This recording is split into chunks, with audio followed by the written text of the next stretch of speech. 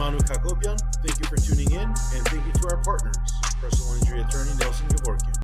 Hi, everyone. I'm Manouk Akopyan, and I have the pleasure to be joined by Austin Trout, current BKFC welterweight world champion, former boxing world champion, who will be defending his BKFC title against Rico Franco on Friday, October 12th in Marbella, Spain.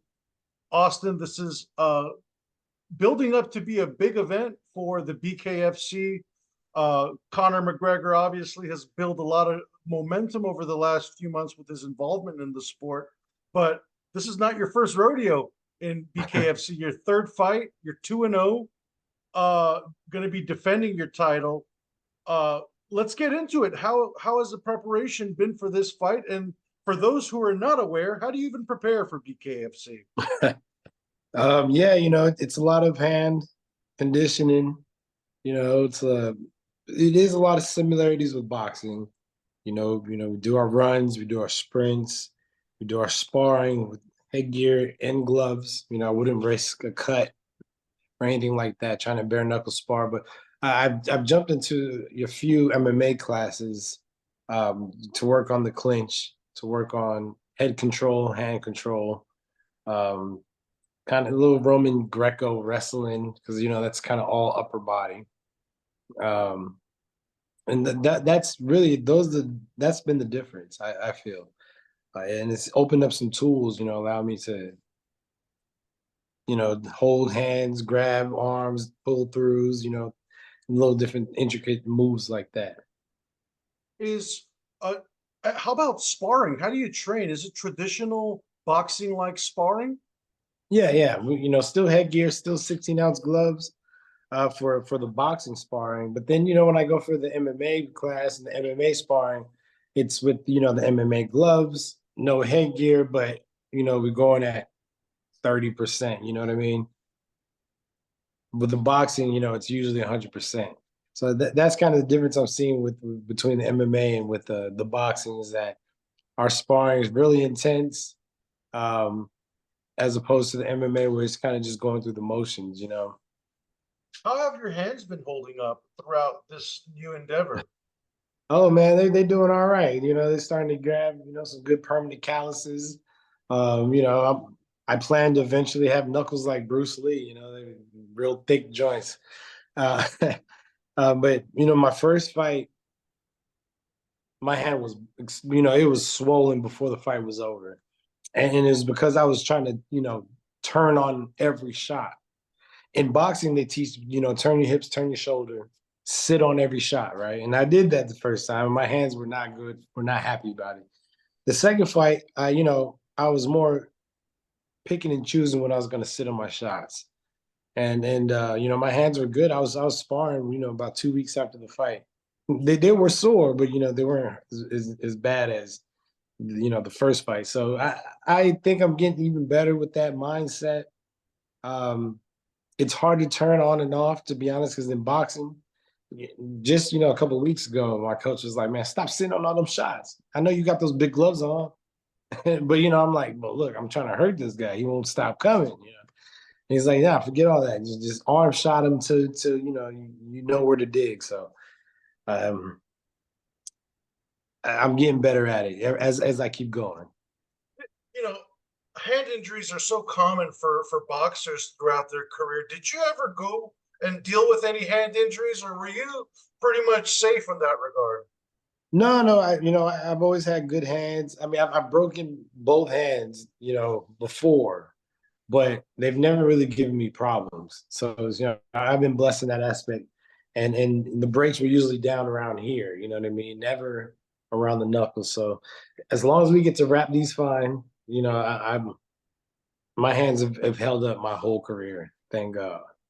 And throughout your career, you were a mainstay at 154 pounds, junior middleweight title holder. That's where you fought Miguel Cotto, Canelo Alvarez, Jermell Charlo, Lara. I mean, you fought a lot of top guys at 154 pounds. Now you're fighting at 165 pounds at the BKFC.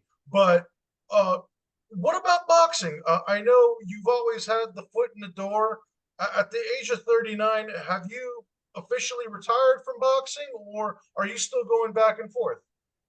No, I have not officially retired from boxing. You know, as champion, as the bare knuckle, and specifically the BKFC champion, I feel like I do have a certain responsibility to make the BKFC my, my main piece, as pimps would say. But I, I still love boxing, and if they have an opportunity for me, and that would fit my bare knuckle schedule, I wouldn't see why not. Why not take the opportunity? They they haven't had any opportunities for me, and even though I'm still looking. I'm like, oh yeah, I can fight him. I can beat him. I can beat him. But the call has not been made yet, so I'm gonna just keep bare knuckling until what I mean, until I make the best opportunity in one or the other. What weight would you fight at this point in boxing? I can still make 154. I mean, that's another plan in the bare knuckle game, is to come down to 55 and take that belt too. You know what I mean? Oh, double champ. Yes, sir. I'm sure Conor McGregor would like that, first double champ in UFC Yes. history. I'm sure he'd like to promote you as a double champ as well too. What has Conor's involvement done for you? You've been with the BKFC for over a year and a half, but this tsunami and wave of momentum that you guys have right now, can you just describe what that has been like for you?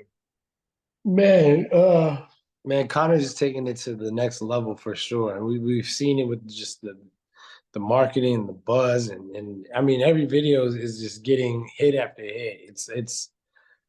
It's definitely an upward motion and momentum that I'm proud to be a part of. This was just the perfect time to be a champion of this sport. It's about to break through ceilings. Absolutely. And I think 2025 is going to be great. Like, this is the setup year, and next year is going to be the year to reap. Have you had a chance to connect with Conor over a conversation or in person yet? Oh no, no, I've met him even before Bare Knuckle. I've met him in person before, but just in passing. What's up, champ? Pleasure to meet you. So no, not yet. But one day, hopefully so. And really, all I tell him was like, just keep doing what you're doing. I'm here, man. Let me know what you need me to do as champion. Feel me? Absolutely. He could be pretty tricky at times. He's fired athletes already, and he's certainly a lightning rod of the sport. Uh, do Yeah. you do you think he would even enter the sport and fight as well too? Do you think that's a real possibility? I mean, he's teased us plenty times saying that he's willing, and I don't doubt it. I think he likes I think he's a big fan of it. And somebody like Connor, in my opinion, not that I know him like that, but I would assume that it would be hard just to sit on the sideline watching, your baby grow. And he know what it would do for his investment. So it just seems like a good idea.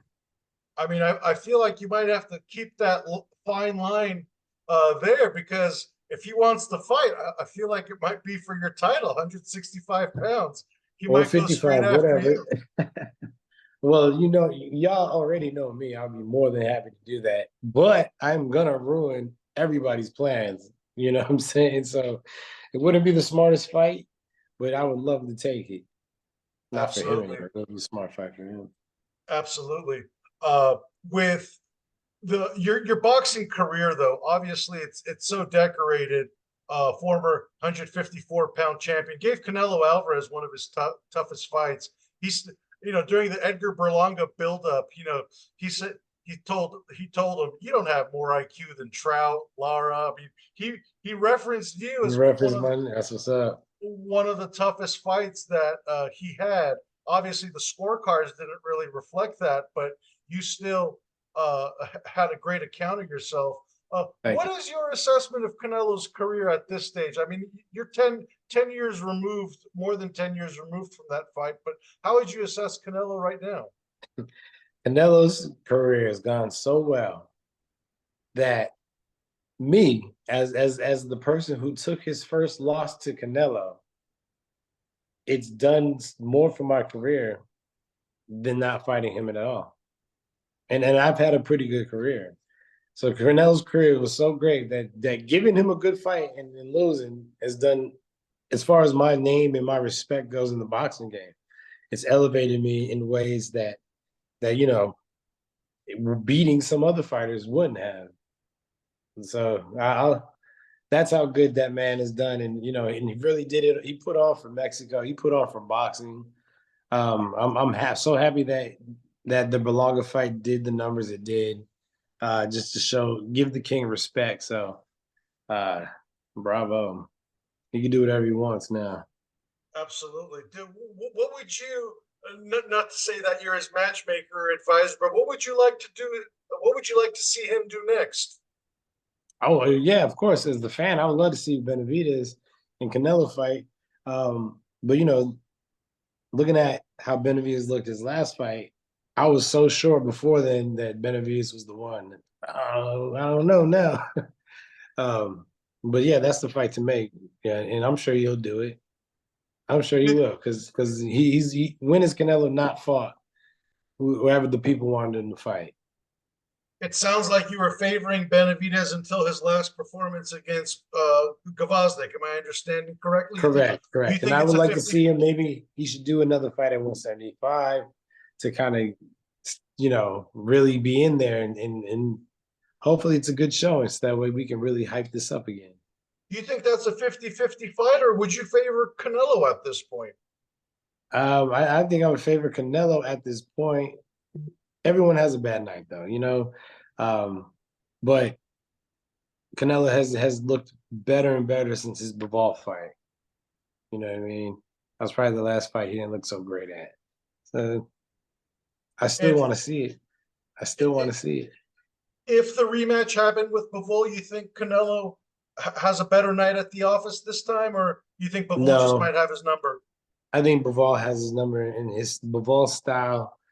And I mean, because think about it wasn't that Bivol just like outpowered or outmuscled. No, he outboxed him and outsmarted him, and so, but yeah, Bivol. I think Bivol just has his number. Right. And when you going back to you and your fight with Canelo, that was your first loss. And a lot of fighters nowadays, we don't see these big fights happening because they're afraid to lose that L. What is your message to today's generation of fighters who are hesitant to take these big fights or to make them, who are protecting records and all that stuff? We see the big fights happening now more and more with the influx of new resources, but what is your message to today's generation of fans, boxers who are not taking the fights that they should? That's really the reason why boxing is in the decline that it is in. And I can't necessarily blame the new fighters, because they just took the page out of, in my opinion, Floyd Mayweather. And they I know people that are gotten to 30-0, 40-0, haven't fought anybody, and just trying to ride that undefeated wave. But youngins got to remember the greatest of all times, and again, Floyd is the only one that calls himself that. He is definitely great of our time, but he's not the GOAT.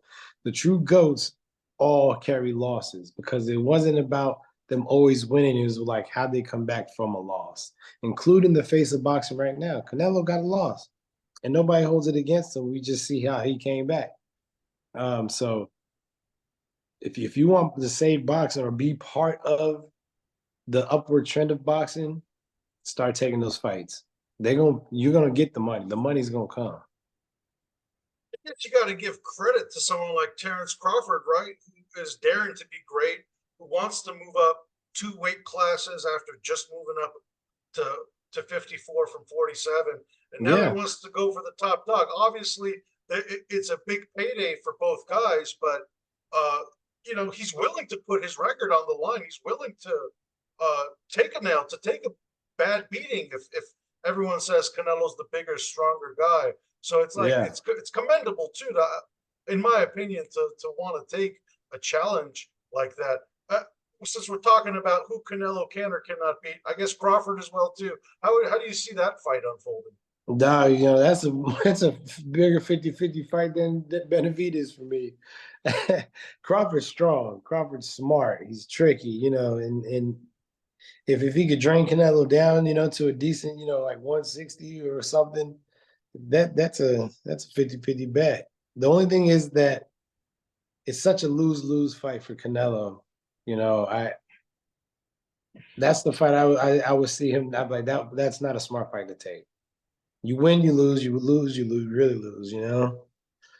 But Crawford's man got some balls, bro. I think it'll be a mega fight It will nonetheless. be Canelo's running out of opponents, so he needs to take a Crawford or deep. Benavidez, right? Absolutely.